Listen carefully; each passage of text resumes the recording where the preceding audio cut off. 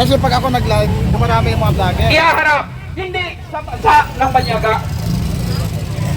Ganun pa man, si Tatay Digong lang ang tanging Pangulong minahal ng buong sambayanang Pilipino sa buong mundo. Kapal na mukha mga impiyo, utang ina nyo. Ang dahil kay Tatay Digong, nawala ang korupsyon, nawala ang mga kriminalidad, mga drug addict, drug lord, Dalawang partido nagkarap. yung mga drug addict na mga biktima ng panahon ni Tatay Digong. Kami po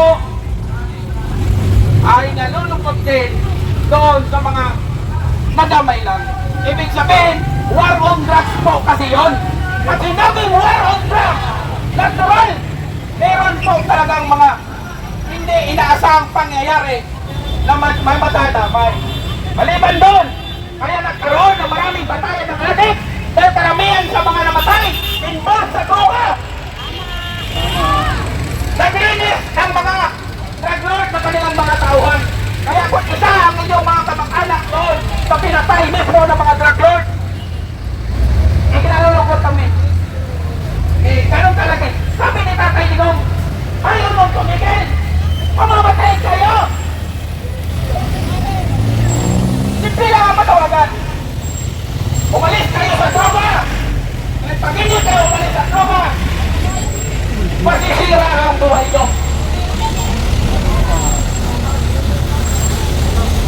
Milyong-milyong Pilipino ang masaya Larang media eh. sa ginawang programa ni Tatay Digong patungkol sa war on drugs. Utang ina pala, sarap na lahat. Kaya Korte Suprema, kami po muli, nandito nagtibon-tibon. Ang kami, pagsampung araw na po namin na pangangalampag sa inyong harapan.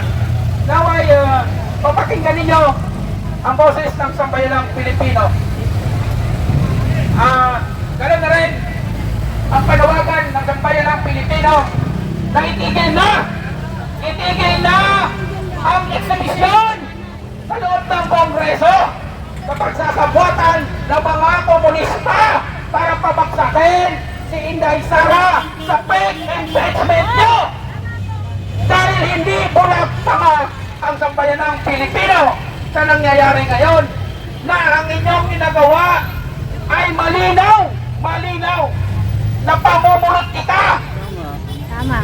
Kung meron man dito, Last year nga, unconstitutional na nga yun eh. How come meron na naman ulit? sa hinaharap natin, Hindi pamumulitika at talaga. korupsyon, walang iba kundi ang presidente nating bangag. Tama, adik. Ito, adik, Tama, bangag adik, tama, pagnanakaw. tama. Tama. Noong panahon ng tatay mo, nabutan ko pa, elementary ako. Hindi pa namin lubos maunawaan, pero masaya kami noon kasi hindi kami nagugutom sa school. Nakakain kami ng nutripan, Oo. borbor, abutan ko yun. May green peas. Dahil sa kahirapan noon, pumapasok kami May ng frigo. eskwela. Wala kaming baon, pero hindi kami nagugutom. So maganda, may mga magandang programa ang iyong ama noon. Ngunit, bumalik! Kaya lamang siya nagpakatanga dahil sa kanyang mga nakapalibot sa kanya, lalo na si Madam Imelda. Isa yun sa utak ng mga korupsyon. Naiihin ako. Sa mga pagpatay.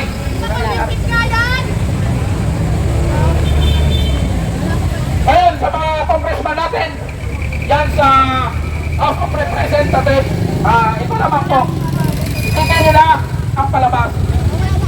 Aksyonan nyo, panawagan ng taong bayan. Ibasura nyo ang VAT at excise tax. Kung wala tayong mga bayak para bawasan o taplasan ang porsyento ng VAT at excise tax. Marahil, inuutosan namin kayo. Ibasura nyo, alisin nyo na. Dahil dyan, sa VAT at excise tax Sabi nila marami wala rin namang mga timplawan. nangyayari. Ikukunti lang man sila. Ang kinikita ng gobyerno natin dyan ay inilalagay lang sa maleta at sinasati-hatian. Yun ang katotohanan dyan. Sumabay-sabay sila. Ngayon, meron na namang bago. Ha? Wala naman talaga Pupunti, mapagkukuhanan. ma'am, pala sila. Pati ba naman yung Meralco? Mas marami yan dito guys, oh. Ginawa nyo lang Ito kasagkapan. yung Duterte Camp. Yung mga programa. Pati ba naman yung 40? Ito naman yung Pink Lawan Camp. Nasa harap. Bayarin namin sa bill na kuryente. Tama ba yun? Bakit? Matanda yung pera-pera. Yung bond reserve, yung pinagpinta ng bond reserve. Nasaan na? Walang malinaw na paliwanag. Yung PhilHealth, yung flood control, bilyon-trilyong perang inutang sa bansa natin. Ha? Sa ibang bansa, wala kayong malinaw na paliwanag, walang programa ang gobyernong ito. Kaya nagagalit na ang mamamayang Pilipino. Nagboboses, naglalakas loob para magsalita. Sawang-sawa na kami sa nangyayari ngayon sa bansa natin. Kaya marami lamang po, Korte Suprema, tanging kayo na lamang ang huling pag-asa ng sambayanang Pilipino. Dahil wala na kaming aasahan pagdating sa Mga Kongreso, fans na wala na din. sa Senado, Sabi nila noon may sa exercise kapulisan, ba yun? sa AFP, Na tutubuin sa natin. NBI, sa Ombudsman. Wala Sana na. naman, huwag niyong ipagkait ang karapatan ng mamamayang Pilipino. Supreme Court! Ulit, kami hindi titigil. Pagpos, dadami at dadami pa ang pwersa ang panawagan. Ha? Ito lang po, mga kababayan. Muli, panawagan. Sa nangyayari sa bansa natin ngayon, mag-isa tayo. Tuldukan na natin. Tapusin na natin ang laban. Sabi nga nila, pagsama-sama tayo at magboses tayong lahat, walang sino pa mang pinakamataas sa gobyerno kundi ang mamamayang Pilipino. Tanging sambayanang Pilipino lamang ang may kapangyarihan at hindi kung sino pa mang mga politiko dyan na nakaupo ngayon sa ating pamahalaan. Yun lamang po at maraming salamat. May magsasalita pa, pagbigyan po natin